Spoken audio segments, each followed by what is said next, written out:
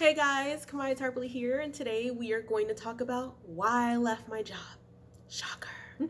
So, if you follow me on social media, my Twitter, Instagram, when I used to have a Facebook, I just always posted these memes about like customer service and everything, and I think it was very clear that even though these things are funny, I was just very, very unhappy with where I was. So, right now, I'm just going to go over kind of the three reasons why I really had to leave. So, uh, first, well, actually, just to give you a little bit of background, I do come from a lower income household. I was raised by a single mom. My brother has special needs, so it's not really we. I don't come from like a rich background. So for me, if you come from a background like that, you understand like you're scared all the time about not having money. Like you're scared like what's going to happen if I lose my job? What's going to happen if this happens, whatever, whatever. So you understand like giving up your job voluntarily is just one of the scariest things that you really can do when you come from that place. It kind of causes PTSD. Like I've made a post about that before because I feel like no one talks about it. Being broke really does cause you PTSD because you settle for things you shouldn't settle for. You deal with things you shouldn't deal with. You're just always scared, and that's kind of just like a horrible, horrible feeling. So, somebody needs to bring up that conversation. But anyway, so yeah, now you know where I'm coming from with this. So I've been in customer service for 14 years. Yes, I am 29. I did start working when I was 15. Um, and it's always been like a customer service position. At one point, I have moved into like manager positions and I've moved into copywriting, but I was never given those official titles. So my whole resume is just like customer service, customer service, customer service. It's so annoying. I hate it. I hate it so much. And that's what happens when you have bosses who don't really like care. But anyway, so yeah, I've been working customer service for 14 years. And, one of the reasons why I really had to quit was the first one is that I'm done. That's a long time. That was a long time to be in customer service. Um, with customer service, and it kind of leads to my second point of emotional health. Like, people, we talk about it and we deal with customer service all the time. We go to restaurants, we go to, shops, we call centers, which is one of the things I've been doing for the past 6 years. Um, we do these things, but like we don't realize the way people get treated, and it's horrible. Like people tell you should leave an abusive boyfriend, but what about an abusive job? You know what I mean? Like it's really difficult to have to deal with people like customers. The customer's always right. If you tell them off, you get in trouble by your manager. Sometimes your management's terrible. And you got to deal with that too. It's a very abusive type of job to have. And I think more people need to show more respect to customer service workers for that reason. So my goal is to never go back into customer service. If I do, I know what to expect and know what I'm doing. It's not going to be for a long time, but um, yeah, just going forward. If you guys have never worked customer service, or even if you do, please treat the workers with some respect because we're dealing with a lot behind the scenes. Okay. Um, so the second reason is emotional health. It does touch on being really in kind of an abusive environment when it comes to customer service. I know some of you guys are probably rolling your eyes and you're like, customer service is not abusive. But if you're getting told, if you're getting called the N word or you're getting told to go die in a grease fire like every day, yeah, that's horrible. And even if you condition yourself to not really care, you shouldn't have to put up with that. You shouldn't have to condition yourself to be like, people are going to be horrible to me today. How am I going to cope with it? You know what I mean? So anyway, yeah. So second point, emotional health. So for me, I worked graveyard, and graveyard's another shift that does not get enough credit because we have to really adjust our bodies. Like we have to, sleep during the day, wake up at night and go to work. Your body's not supposed to be doing that. It's supposed to be up during the day, sleep at night. So that's kind of a lot. And when you have to do something like that, you're exhausted. You are so tired. You are so tired. And there were days where I would just cry because I'm just like, I can't do this. Like, I would have to give up a lot of time with my friends. I had to give up some time with my family. I had to, I couldn't really live the life I really needed to. And you guys know I'm an author, so it was just really, really hard to think. It's been hard to think. And that's like this is my tool, you guys. Like, my mind is my tool. That's what I use. It's what I what I need to elevate myself. So, that was like such a big deal. It was just so exhausting. It would just make me so sad. I was just sad all the time. And just again, being in the environment of customer service, it would morph my attitude. My attitude would just go from being like happy while I'm off, and still kind of miserable, but still kind of happy, to being just an absolute raging B word while I'm at work. Like, it wasn't working out. The third reason would be my physical health. You guys already know, like, I'm very susceptible to diabetes. You're very well aware. Thankfully, I got rid of it with the way that I dieted. However, I found myself like kind of leaning back towards it, because when you have, especially a desk job, it's very sedentary. And when they monitor the amount of time that you're off the phone, you're pressured to stay there. You cannot leave your desk, and it's horrible. I think it's awful. I think if they're going to have something like that, to where they're monitoring how long you're at your desk, so you can't get up and walk or whatever, like, hold on, so you can't get up and walk, whatever, then they need to provide something, maybe like a little exercise equipment, I don't know, something to help you while you're sitting at your desk. Maybe even like scheduled times for you to walk. I don't know. Or a gym membership. One of my jobs did have that, even though I hate that place. That was one of the really good benefits. But I definitely think it just takes a huge toll on your health, your physical health. Where's I going with this? Yeah, so you have, your 2 breaks and your lunches if you're lucky. And at least where I was working, my lunch was 45 minutes and my breaks were 15 minutes. Now, you have to count when you're on your breaks and your lunches. You got to make time to text or call whoever you missed, um, use the restroom, eat, snack. Like, it's not enough time to get a walk in. You know what I mean? So your physical health is definitely affected. And then also working graves, like I said earlier, I was so tired. Like, it's been exhausting trying to work out working grave shift. Hold on, my food's done. 1 second.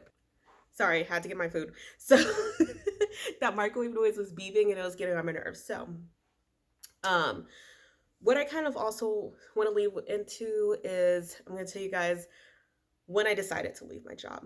And this is crucial. I think everyone should do this, because it's like, it made a massive difference for me. So, you guys know, I ended up going on tour in October. My tour is a little short. It was a mini tour, but I actually saved my vacation time to I saved my vacation time to take time off, like a good stretch of time. So I took 10 days. In that 10 days of time, you guys, like, I was happy. I was exercising. I was eating well.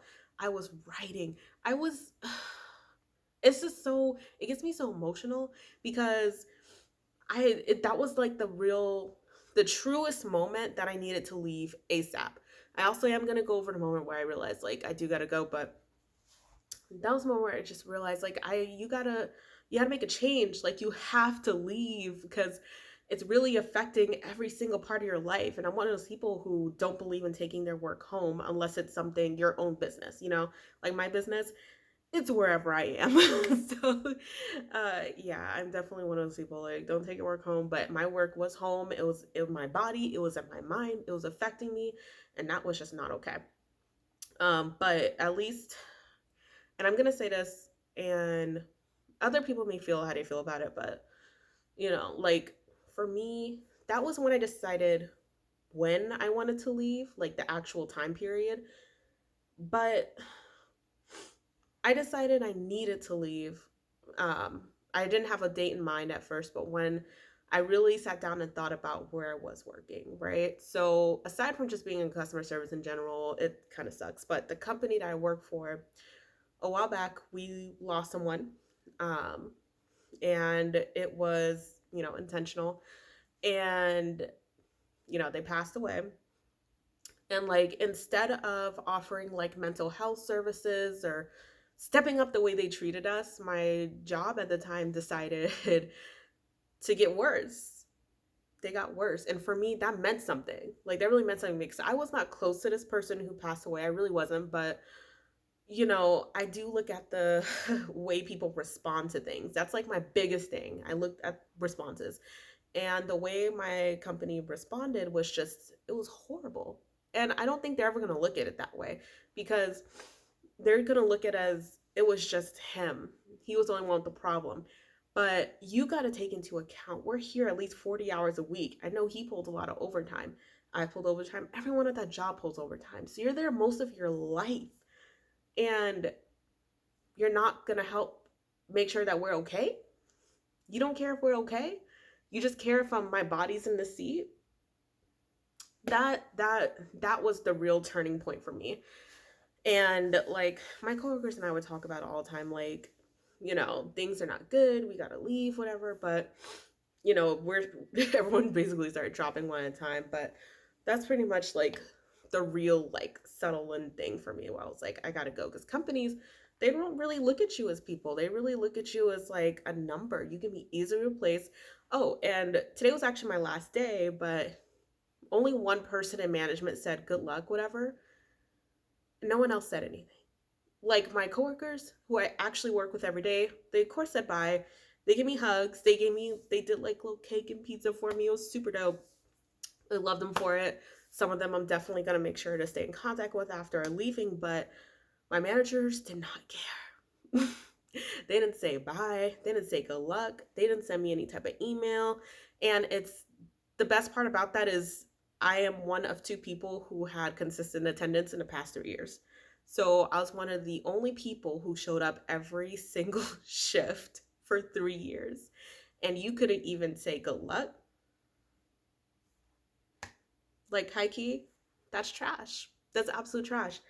But that's how these jobs are, especially in customer service. Like, they just look at you as being just so replaceable.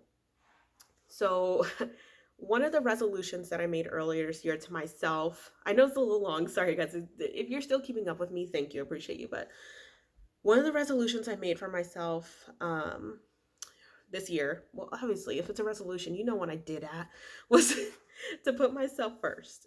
And when I say it's to put myself first, it doesn't mean I'm not going to care about other people. I'm not going to help any other people because I'm just a very giving person naturally. But it's when I say put myself first, I'm putting my mental and physical health before anybody else's. Aside from like my brothers and my mom's, like I'm not putting anybody else ahead of me. And that includes a job. I'm not, because at the end of the day, you guys, the only thing that you will ever have permanently in this entire world, in this entire lifetime, is yourself. And again, that's not saying you can't trust people. It's not saying you can't have friends, family, whatever. But you're born in this body, you die in this body, you live your life in this body. Think about yourself. Care about yourself. You can't be the best person. You can't be the best person you can be. You can't put your best foot forward. You can't be the best businesswoman, businessman, firefighter, cop, teacher, whatever you do with your world, waitress, whatever you do with your life. You can't be the best if you're miserable. Okay? I get it. Bills have to be paid. Things have to be taken care of. But find a way. Find something else, because like I said, you can't live in misery. Like, nobody deserves that. Well, except for people who abuse others. You deserve it. But if you're good to people, then no, you definitely don't deserve it. And I definitely hope somebody out there hears this message. I'm not saying this will work for you. I'm not saying you need to go quit your job right now. But this is something that I had to do for me. And I knew as soon as I got in my car today and I was about to drive home, and I just said to myself, I'm free. And it just makes me want to cry right now, because I'm just like, after 14 years of having managers treat me a certain way, having customers treat me a certain way, I'm now the only boss that I have. And it's such a beautiful thing. It's such a beautiful thing. And I hope everybody in their lifetime gets to feel the way I feel eventually. Not saying you have to be your own boss, not saying you have to be an author, but even if you're at your job and you want to stay there, I hope you excel to the level to where you're not stressed out anymore. I hope something happens for you that makes you feel like you're going in the right direction. So right now, I feel like I'm going in the right direction. I feel like I'm finally taking charge of my life. I respect myself. I love myself. And I want the best for myself, you know. The best version of me will be what I want to give this world. That's what I want to leave this world with. And, you know, I hope you guys feel that too. So, yeah, whatever you decide to do with your life, move forward. Just keep moving forward. Don't stay stuck. Move forward. But yeah, so that's it. That's why I quit my job. And oh, I'm sure you're wondering what's happening next. uh, I am still gonna run my business. And I know some people were like, "Oh, you're not going somewhere else." I'm like, "No, I'm not. I don't want to be stuck in that mentality of, oh, I need to go somewhere else. I need to get hired by somebody else." No, I'm gonna work on my business. I'm going to just clean up. I'm gonna get everything as together as I possibly can. All my attention's gonna be on my books, my author career, so I can excel and get to where I want to be. Because I'm not gonna be someone's puppet forever. You know. So yeah, that's it. You guys, thanks for watching. Make sure you like, subscribe, follow me on Instagram or Twitter if you don't have me already. It's at Kamias Harpley. And yeah, that's it. And I should be coming out with more diabetic eats and book review videos. Not that I'm not going to be too tired to do them. All right, see you guys soon.